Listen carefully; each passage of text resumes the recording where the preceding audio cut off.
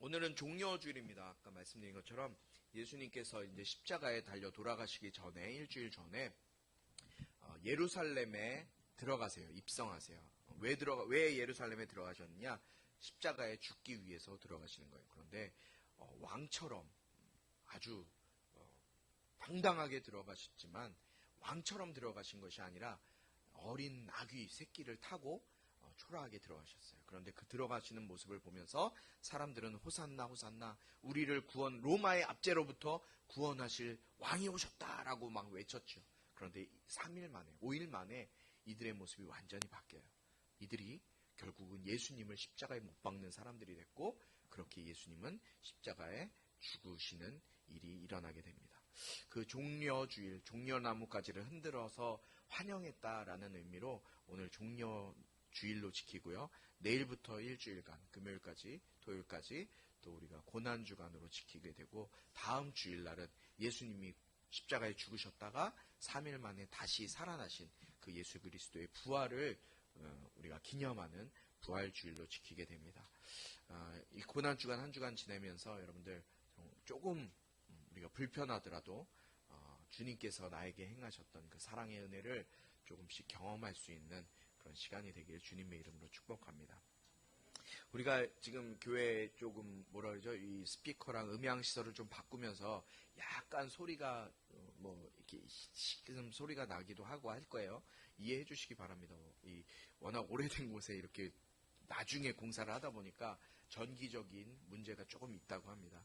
이해를 해주시면 좋겠습니다. 우리가 지난주에 유럽의 관문이었던 이 마게도냐의 지방의 첫 성인 빌립보를 떠나죠, 바울이. 그리고 암비볼리, 여기 보시는 것처럼 암비볼리와 또 아볼로니아를 거쳐서 데살로니가 지역으로 들어가게 돼요. 그리고 데살로니가 지역을 거쳐서 베레아, 그리고 아테네까지 복음을 전하는 모습을 우리가 계속해서 보았어요. 아테네는 어떤 곳이었어요? 로마의 중심지였고 그리스의 중심지, 문학과 철학의 중심지였어요. 문명의 중심지. 이 아테네에서 바울이 철학자들과 유명한 아레오바고 변론을 하였죠. 그런데 별로 그렇게 큰 성과를 내진 못했어요. 디오누시오와 다말이라는 이 두 사람, 이름이 기록되어 있는 두 사람, 그리고 몇 사람만이 복음을 듣고 그것을 마음속에 믿고 그 믿음을 가지게 되었죠. 어떻게 보면 지금까지 바울의 선교 사역에 비춰보면, 결과를 보면 상당히 초라한 그런 성적이었어요. 복음 전도에 대한 이 아테네라는 지역이 너무나 위대하고 유명한 지역이었지만 바울의 선교 사역에서는 좀 큰 일이 일어나지 않았어요. 그래서 결국엔 바울이 예수님의 부활을 언급하게 되죠. 그런데 그 의회에서 바울의 변론을 중지시켜버려요. 그리고 복음의 핵심을 바울은 제대로 전해야 됐는데 그곳에서 제대로 전하지 못하고 아테네를 떠나게 되는 일이 일어나게 돼요. 그리고 어디로 옮겼냐? 바로 오늘 본문에 나오는 고린도라는 지역으로 이제 바울이 옮기게 돼요. 저 7번이라고 숫자 써있는 그 지역으로 이제 바울이 복음 전도를 이제 변경해서 하게 되는 거죠. 우리 오늘 18장 1절부터 말씀을 볼 텐데요. 먼저 1절 말씀을 한 목소리로 좀 함께 읽어보도록 하겠습니다. 18절 1절 말씀입니다. 이 말씀은 살아계신 하나님 말씀입니다. 함께 읽습니다. 시작. 아테네를 떠나 고린도로 갔습니다. 아멘. 바울이 어디로 갔어요? 아테네를 떠나 고린도로 갔다는 말씀이 오늘 1절에 기록되어져 있어요. 이 고린도라는 지역, 아까 그 지도 있죠? 지도를 한번 잘 보여주시면 이 고린도라는 지역은 펠레폰네소스라는 이 반도와 그리스 북부 지역, 요 북부 지역을 연결하는 지점에 있죠. 그리고 동쪽과 서쪽을 연결하는 해상 중심로예요. 그러니까 아주 굉장히 중요한 정치, 산업, 또 해운 분야에 있어서 아테네, 그 위에 있는 아테네와 굉장히 경쟁적인 위치에 있었던 곳이 바로 이 고린도라고 해요. 해운, 그러니까 물동량 이렇게 배로 당시에는 많은 물건들이 이동했잖아요. 그러니까 이런 부분이니까, 이런 것이니까 어떻겠어요? 사람들이 많이 이곳에 몰려들었고 굉장히 유명한 도시였어요. 우리가 잘 아는 것처럼 로마서 다음에 어떤 책이 있어요? 고린도 전 후서가 있죠. 이 고린도 전 후서로 잘 알려져 있는 곳이 바로 이 고린도예요. 그리고 이 고린도에는 아프로디테 신전이 중심으로 해서 우상숭배의 중심지이기도 해요. 그 고린도 전서는 바울이 고린도 교회 성도들에게 쓰는 편지였는데 어떤 모습들이 나타나냐? 그 고린도 교회 성도들이 굉장히 타락하고 굉장히 말도 안 되는 일들을 막 하고 있었던 말씀들이 이 고린도 전서에 기록되어져 있어요. 근친상간까지 일어나고요. 음행과 그런 소송의 문제들이 고린도 전서에 그대로 기록되어 있는 걸 볼 수가 있어요. 그러니까 우상숭배의 중심지였어요. 어떤 신전이 제일 컸다고요? 아프로디테 신, 그 여신의 신전이 컸는데 실제로 그 여신전에는 1000명의 여자 창기들이 성창이 있었대요. 1000명의, 여러분 1000명이면 놀라지도 않네요. 우리 지금 몇 명이에요? 100명도 안 되잖아요. 1000명이라는 여자가 그 신전에 여자 성창이라 그래서 이 온 나라에서 온 사람들이 이 아프로디테 신전에 가서 막 비는 거예요. 빌고 뭐 제사를 지내고 하고, 그리고 나서 그 가운데 어떤 일이 있었냐면 이 성적으로 막 흥분하면 거기 있는 성창들과 성관계를 통해서 이 막 굉장히 문란한 지역이 바로 이 고린도 지역이었던 거예요. 신앙적으로도 그렇고요, 도덕적으로도 그렇고 굉장히 타락한 곳이 바로 이 고린도 지역이었어요. 그래서 당시에는 고린도인이다라는 이야기를 들으면 그 사람은 굉장히 타락한 날라리라는 뜻이었대요. 고린도인이다. 그러니까 얼마나 이 도시가 심각하게 타락했는지를 우리가 단적으로 알 수 있는 것이었죠. 그런데 바울은요, 오늘 지금 바울이 가는 곳곳마다 보니까 바울은 어떤 곳을 찾아다니느냐 보니까 도시를 찾아다니는 걸 볼 수 있어요. 도시. 바울이 주로 갔던 곳은 시골이 주로 아니라 어디라고요? 도시를 찾아다녔어요. 항상 도시를 찾아다녔어요. 저 위에 있는 빌립보, 이 마게도냐, 그리스 이 지역의 제일 첫 번째 성이었던 빌립보로 들어갔고, 또 큰 성이었던 데살로니카로 들어갔고요. 베레와 아테네, 또 오늘 고린도까지. 이렇게 도시를 향해서 가고 있어요. 왜 바울은 이렇게 도시를 향해서 갔을까요? 사람들은 어디로 모여들어요? 도시로 모여들어요, 사람들은. 시골로 가요? 시골로 가는 것보다 지금은 가끔 우리가 귀농한다 그래서 시골로 가는 경우가 많은데 60년, 70년대 초, 저는 살아보진 않았지만 60년대 요때는 우리나라가 막 경제적으로 발전할 때 사람들이 시골에 있는 분들은 돈 다 자기 집 팔고 해갖고 어디로 몰려들었대요? 영화 같은 데 보면 서울로 막 몰려들었어요. 서울, 도시로. 서울, 부산 이런 대도시로 몰려들었어요. 왜 그럼 이 사람들이 도시로 몰려들었을까요? 왜? 뭐 하기 위해서요? 돈 벌기 위해서. 성공하기 위해서. 그러니까 이 사람들이, 우리 장로님도 계시고 권사님도 계시지만 그때 막 서울로 많이 사람들이 몰려들었죠. 60년대, 70년대 초반에. 도시로 몰려든 사람들, 이들이 성공하기 위해, 돈을 많이 벌기 위해 막 몰려들었단 말이에요. 그런데 이들의 삶은 어땠을까요? 정작 승승장구하고 돈을 정말 많이 번 사람들이 그렇게 많을까요? 아니면은 잘 되는 일이 많을까요? 안 되고 힘들고 사기당하고 그런 일들이 많을까요? 고달프고 힘든 일이 많지 않겠어요?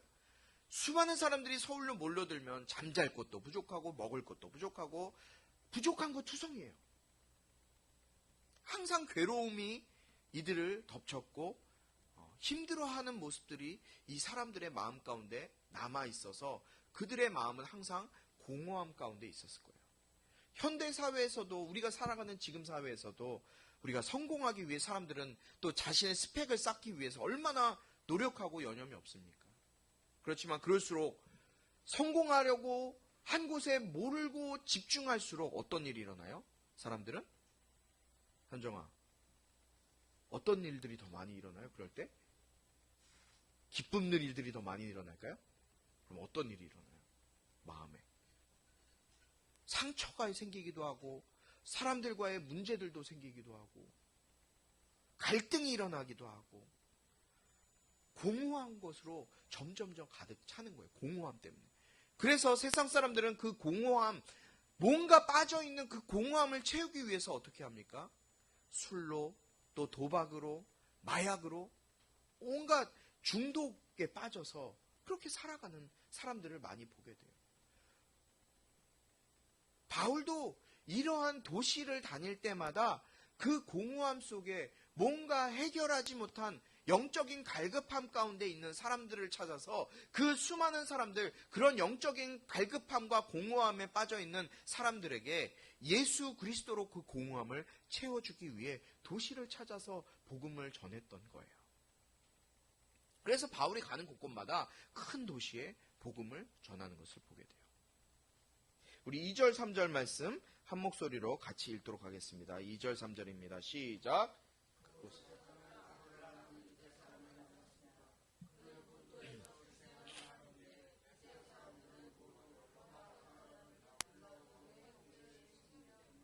얼마 전 자기 아내 브리스길라와 함께 이탈리아에서 내려온 것입니다. 바울은 그들을 찾아가 그들과 함께 일하며 지냈습니다. 바울도 그들과 마찬가지로 천막 만드는 일을 했기 때문입니다. 아멘. 바울이 2절에서 보니까 누굴 만나요? 아굴라를 만나게 돼요. 이 아굴라는 원래 여기 사는 사람이 아니었어요. 어디 살았대요? 이탈리아에 사는 사람이었어요. 그런데 지금 이 고린도까지 넘어오게 된 거예요. 바울은 가는 곳곳마다 항상 희한하게 사람들을 만나요. 어떤 사람들을 만나요? 쓸데없는 사람 만나요? 자기 인생에 정말 필요한 사람들을 만나요. 자, 한번 볼까요? 루스드라라는 곳에서 바울은 자기의 영적인 아들이었던 누구요? 디모데를 만나요. 그리고 빌립보 첫 성에 들어갔을 때 누구 만났어요? 저기 나와 있죠? 자주색 옷감 장사였던 루디아를 만나게 돼서 평생에 자기의 어떤 선교의 동역자를 만나게 되죠. 그리고 데살로니가 지역에서는 야손의 집에 들어가서 야손을 통해서 좀 도움을 받게 되죠. 그리고 아테네에서는 누구예요? 지난주에 디오누시오라는 아테네의 첫 번째 감독이었던 디오누시오와 다말이라는 사람을 만나게 돼요. 그리고 오늘 고린도에서는요, 그의 평생의 동역자였던 브리스길라와 아굴라를 만나게 되는 거예요. 여러분, 과연 이게 우연이었을까요? 바울이 가는 곳곳마다 만났던 사람들을 찾아보면 바울에게만 있었던 우연이었을까요? 이거는 결코 우연이 아니에요. 하나님의 사람들을 바울은 만났던 것이고요.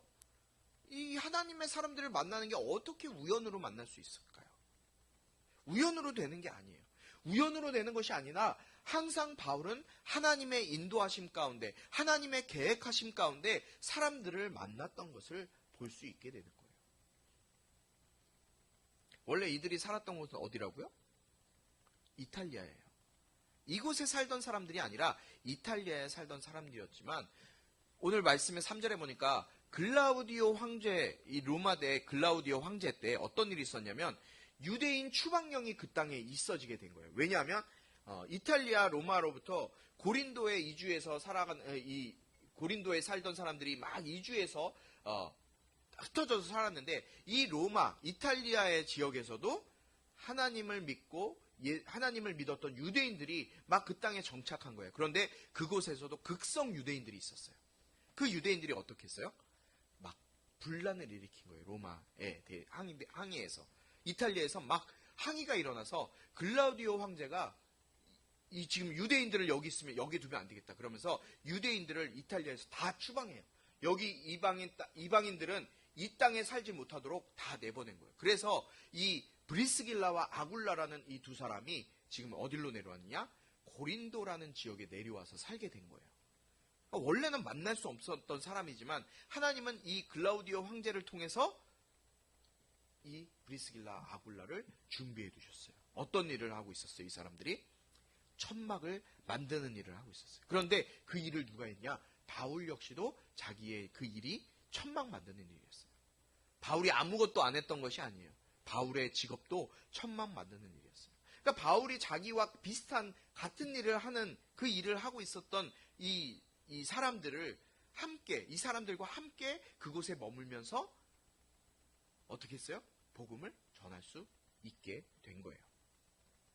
4절, 5절 말씀을 함께 읽습니다. 시작. 안식일이면 그들은 회당에서 토론하며 유대 사람들과 그리스 사람들을 설득하고자 했습니다. 실라와 디모데가 마게도냐에서 오자 바울은 말씀 전하는 데만 전념해 예수가 그리스도이심을 유대 사람들에게 증언했습니다. 아멘. 바울의 전도 법칙 제가 지난 시간에 말씀드렸어요. 첫 번째 바울의 전도 법칙은 어디 중심이었어요? 회당 중심.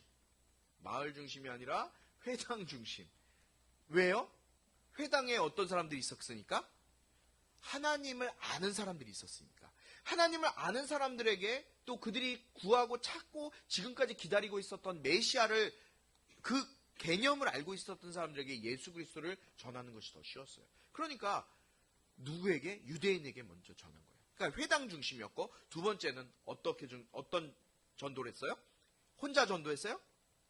아니면 팀을 이뤄서 전도했어요? 팀 전도했어요. 팀 전도. 혼자 전도하지 않고 바울은 팀 전도를 한 거예요. 그러니까 이곳에서도 고린도에서 회당에 들어가서 사람들에게, 하나님을 아는 사람들에게 또 경건한 그리스인들에게 복음을 전하고 있었던 거예요.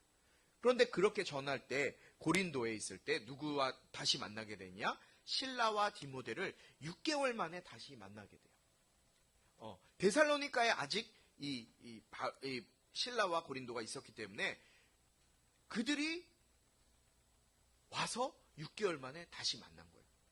바울이 얼마나 기뻤을까요? 많이 기뻤을 거예요. 그런데 이들이 와서 그냥 그것만 기뻤던 것이 아니라 바울이 들은 소식 때문에 이 바울이 너무너무 기뻤던 거예요. 어떤 소식을 들렸나요? 좋은 소식을 들었어요. 좋은 소식. 실라와 이 디모데가 바울에게 전해준 좋은 소식이 뭔지 아세요? 데살로니가전서 3장 말씀이 바로 좋은 소식이에요. 우리 데살로니가전서 3장 6절 7절 말씀만 한번 같이 읽어보도록 하겠습니다. 어떻게 그런 일들이 있었나? 시작.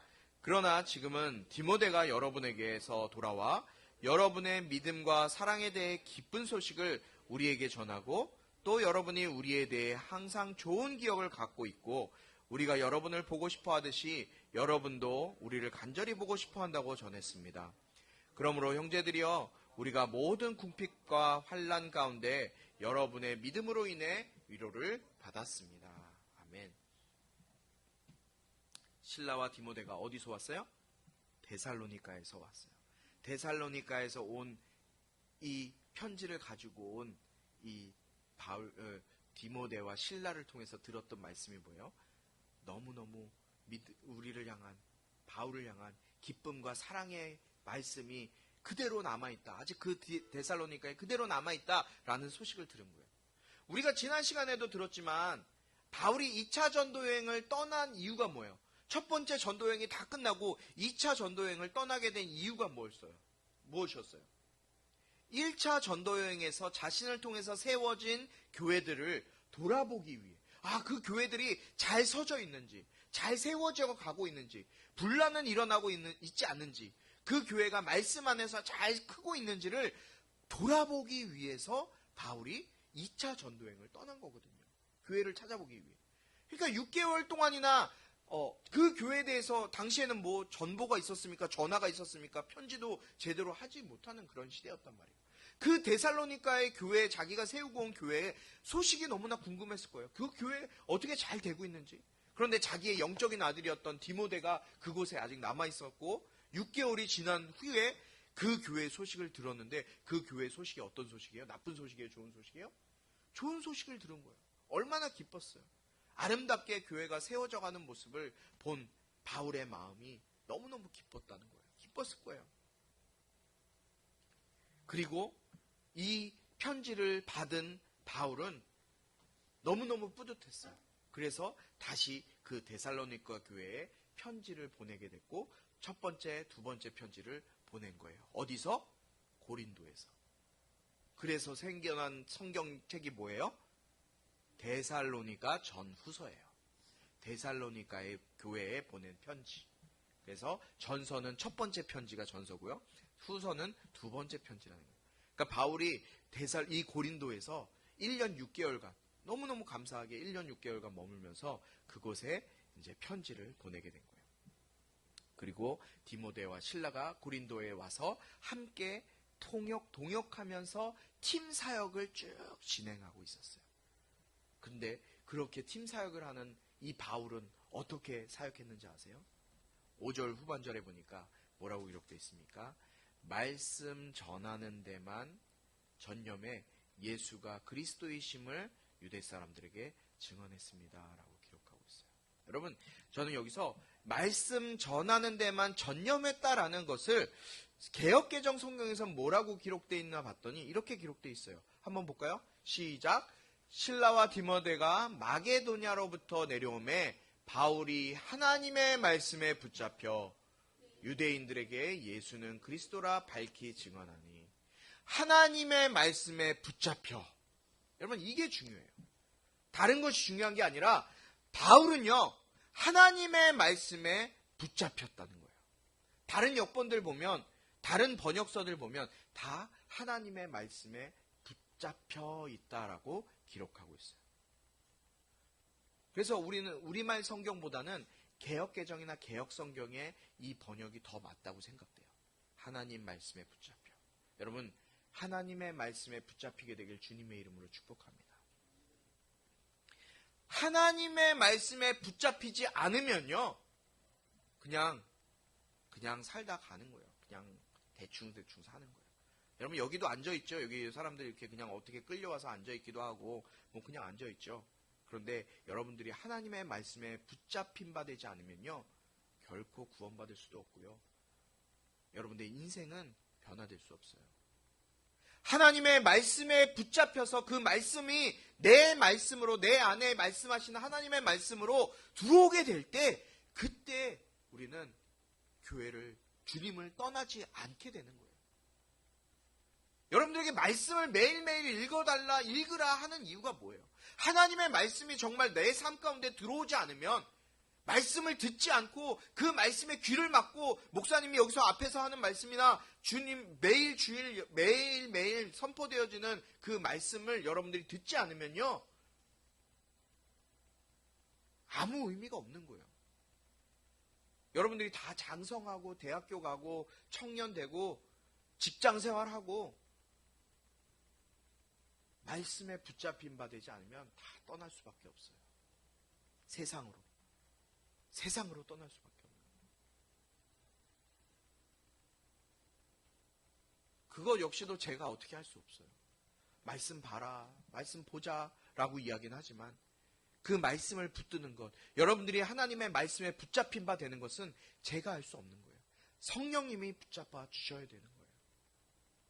정말 한 사람 한 사람 성령님이 여러분들의 마음을 붙잡아서 하나님의 말씀에 붙잡힌 바 되는 저와 여러분이 되길 주님의 이름으로 축복합니다. 하나님의 말씀에 붙잡힌 바 되니까요, 바울은 더욱더 거침없이 예수 그리스도를 전하게 돼요. 예수가 그리스도이시다라는 말을 전하게 되는 거예요. 우리 6절부터 8절까지 말씀 함께 있습니다. 시작. 그러나 유대 사람들은 바울에게 대하여 욕설을 퍼부었습니다. 바울은 자기 옷의 먼지를 떨어 단호하게 그들에게 말했습니다.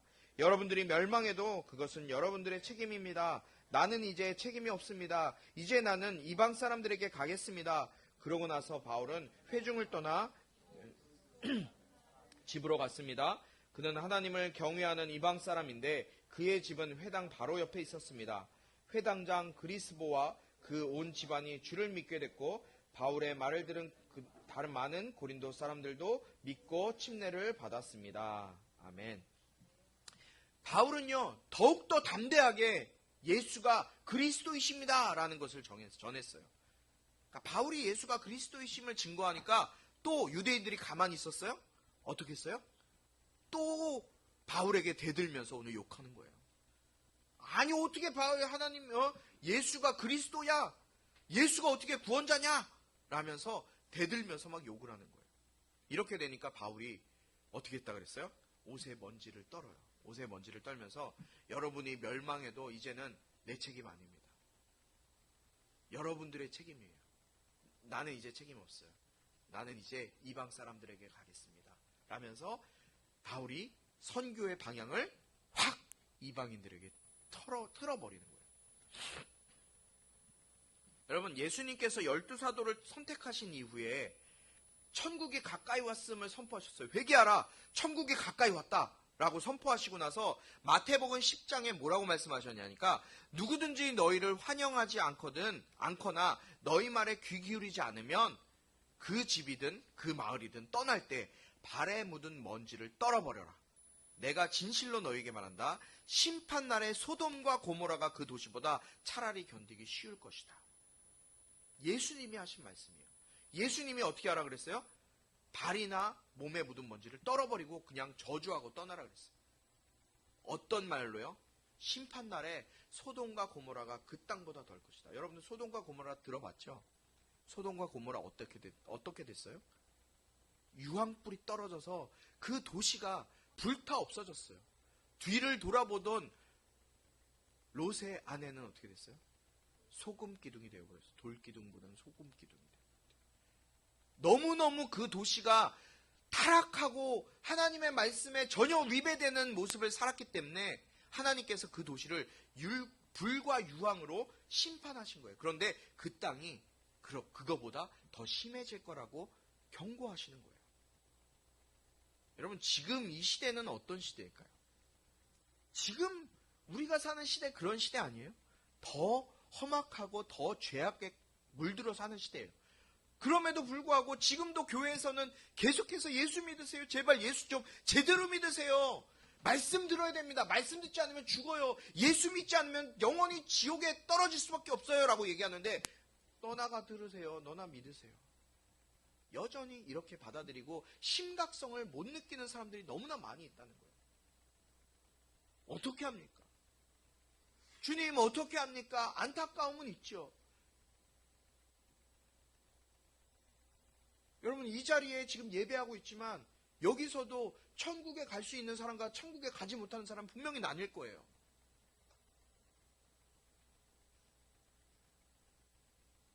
바울이 지금 예수님이 하신 그 말씀의 의미를 알고 지금 그렇게 하고 있는 거예요.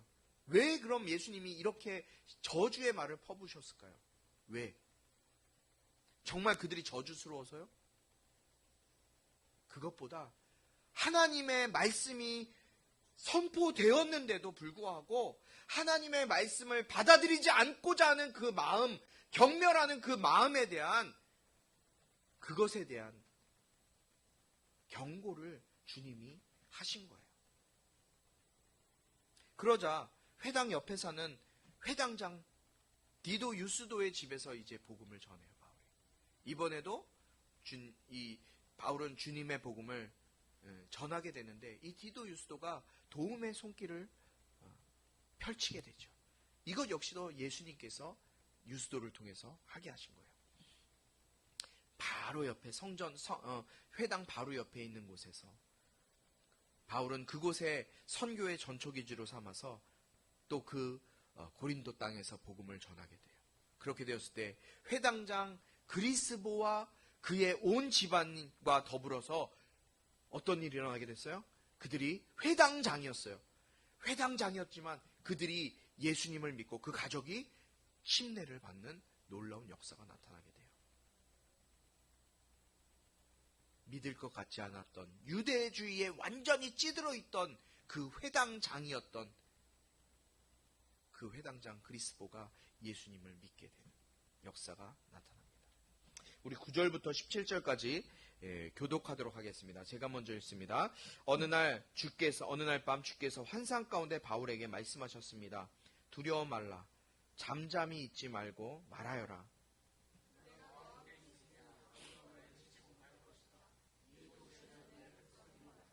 그래서 바울은 그곳에 1년 반 동안 머물면서 그들에게 하나님의 말씀을 가르쳤습니다.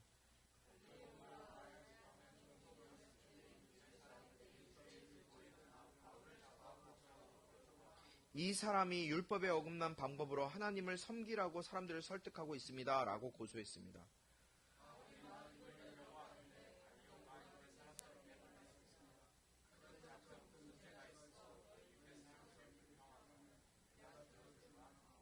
그러나 그것이 언어와 명칭과 당신의 유대 사람들만의 율법과 관련된 것이라면 당신들 스스로 알아서 해결하시오. 나는 그런 일에 재판자가 될 수 없소이다.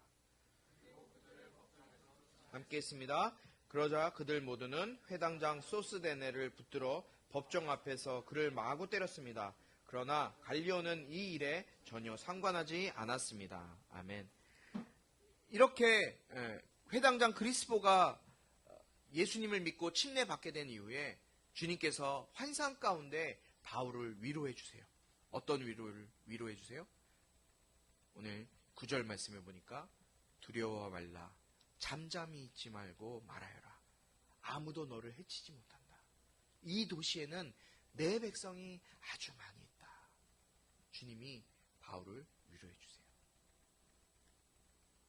이 어마무지한 우상 숭배와 타락한 고린도 이 도시에 두려워하지 말라. 잠잠히 있지 말고 입을 열어서 복음 전해. 아무도 너를 해치지 못할 거야. 왜? 이 도시에는 내 백성이 많이 있어. 네가 생각하지 못한 많은 백성들이 있다. 바울에게 이 말이 어땠을까요? 바울에게 이 말씀은 엄청난 희망과 소망의 말씀이었을 거예요. 그래서 바울은 이곳에서 1년 6개월이나 되는 시간을 머물게 돼요. 바울이 선교여행에서 가장 길게 머문 곳이 바로 이 타락의 도시, 환락의 도시 고린도였어요. 바울이 오랫동안 복음을 전하면서 이곳에 고린도 교회가 세워지게 돼요. 그리고 고린도 교회가 세워지고 있을 때 바울의 복음을 시기하고 질투하고 그 복음의 말씀을 받아들이지 않았던 유대인들이 갈리아 총독, 그 지방을 다스리고 있던 그 갈리아 총독에게 바울을 또 고발해요. 고발 내용이 뭐였어요? 바울이 율법에 어긋난 방식으로 하나님을 섬기라고 전도한다는 거였어요. 그게 이제 고발하는 내용이었어요.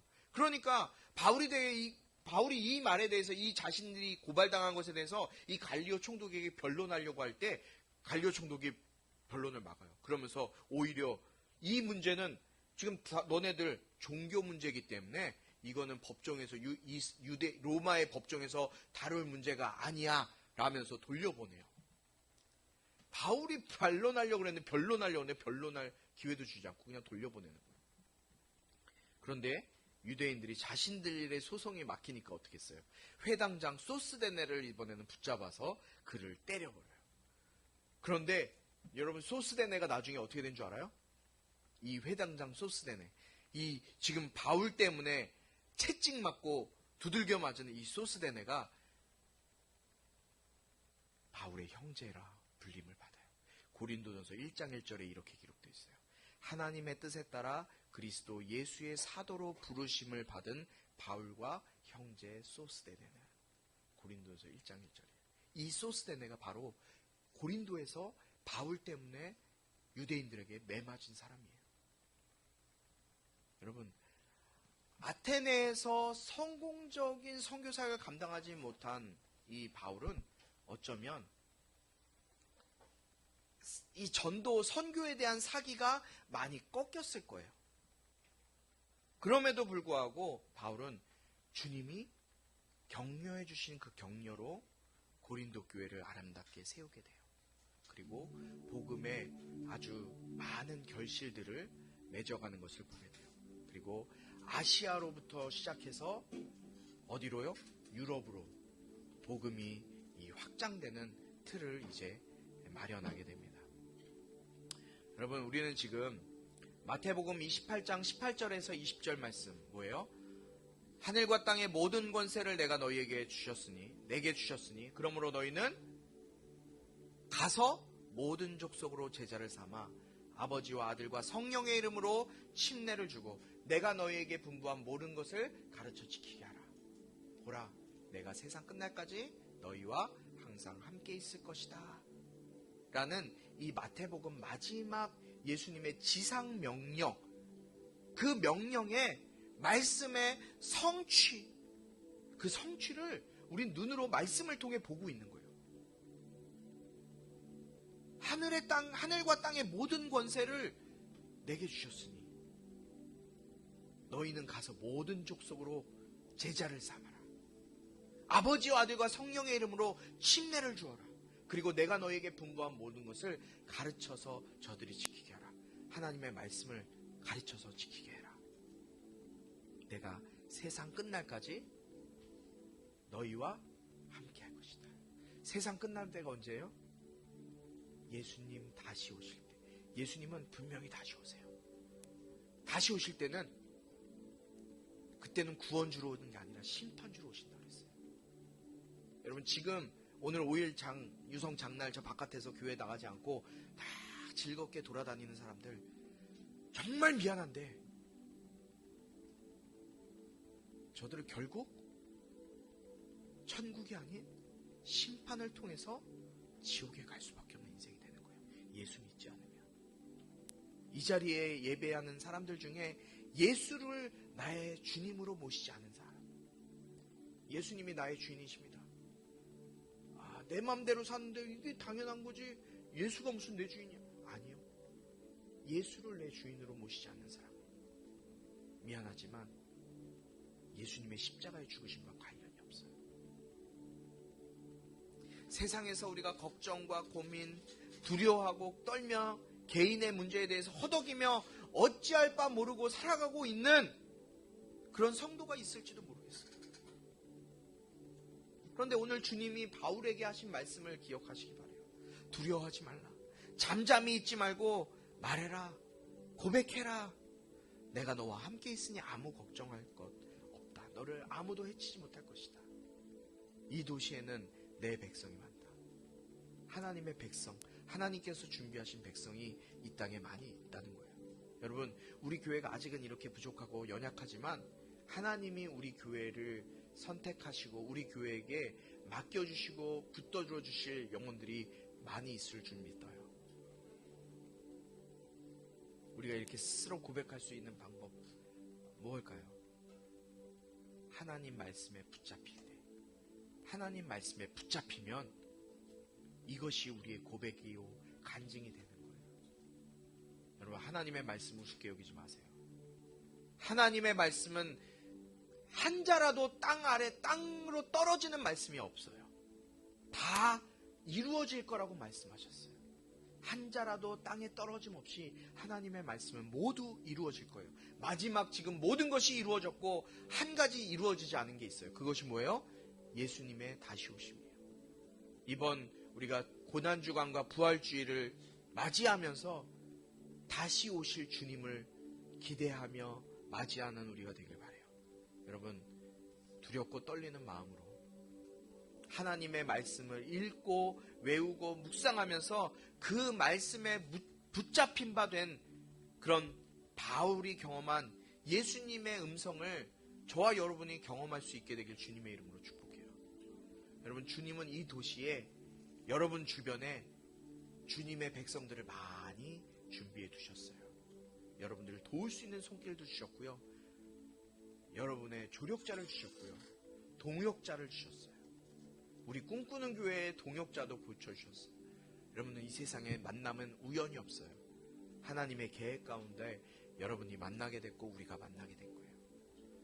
근데 더 중요한 건 우리가 동역자로 모였을 때 우리의 문제를 가지고 허덕이는 것이 아니라 말씀에 붙들림 바 되어서 그 문제를 주님 앞에 내어 맡길 때 주님께서 그 모든 문제 가운데 일하시고 역사하게 될 줄 믿습니다. 예수 그리스도의 은혜와 하나님 아버지의 극진하신 사랑과 성령의 감화 감동 치유 회복 세워주심의 은혜가 이 세상에 이 땅의 소망을 끊고 하늘의 소망, 나에게 주신 말씀의 소망을 가지고 살아가기로 다짐하는 우리 모든 꿈꾸는 교회 성도들 가운데 온라인으로 예배하는 자들 가운데 지금부터 영원토록 함께하기를 축원하옵나이다. 아멘. 주옵소서.